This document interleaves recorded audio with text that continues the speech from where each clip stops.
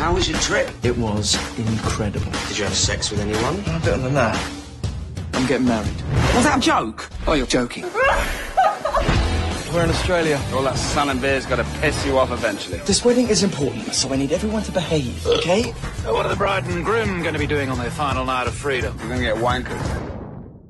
I think the biggest challenge for me was to keep a straight face, because they're all so funny. I remember the first day that Olivia was on set, Kevin was wearing a GIMP mask, Chris Marshall was naked, I had vomit all over my shirt, and Tim Draxel had, I think, underpants and penis written on his forehead. And we thought, I kind of wonder if she's going to come back tomorrow. I saw her going, what have I got myself into? Yeah, it was pretty fun, because in this movie I have no real responsibility. A lot of the scenes I'm just stand at the back.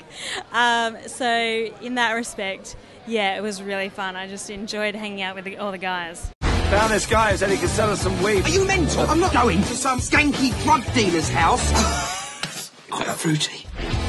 This is Ramsey. He's a son Dad never had.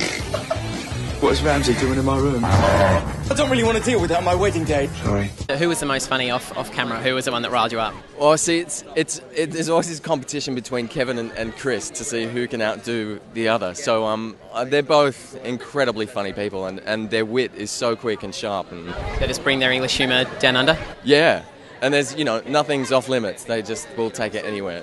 How did you manage to keep it together? It was really hard. I was just saying, it was actually one of the most difficult acting jobs, because the boys are completely spontaneous and hilarious all the time, and I just had to really try very hard. I sort of had to do these mouth relaxing exercises because I'd sort of get these smiles creeping up.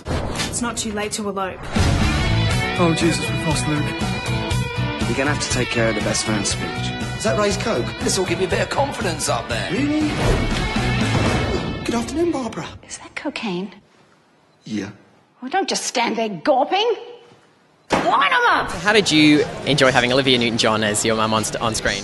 I loved it. I mean, I'm the luckiest person in the world to get to play her daughter, and she's warm and enthusiastic and has this awesome sense of humour, as you'd see when you watch the film. She's so funny, and I'm so glad everyone's going to get a chance to see that.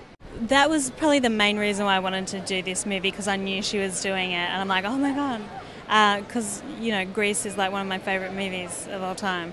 So just working with her and getting to hang out with her and like really know her, because we had a lot of time where we were just at the hotel. It was really good.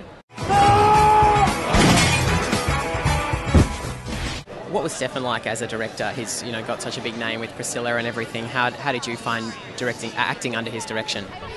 I found it really inspiring, because he's so spontaneous, so much fun, that he's really with you the whole way, and he's so inventive and spontaneous that if someone does something on set, he grabs hold of it. It's kind of you work in the moment with Steph.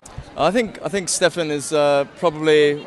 Oh, he's standing right there, so I can't tell the truth. No, I think everyone in the cast really shares a great admiration for him, and I think one of the real assets of Stefan Elliott is his refusal to compromise. He really knows what he wants, and he's a real ambassador for actors, and really enjoys working with actors. Stand at the back, sit everyone attack, get it, turn it to a motor splits.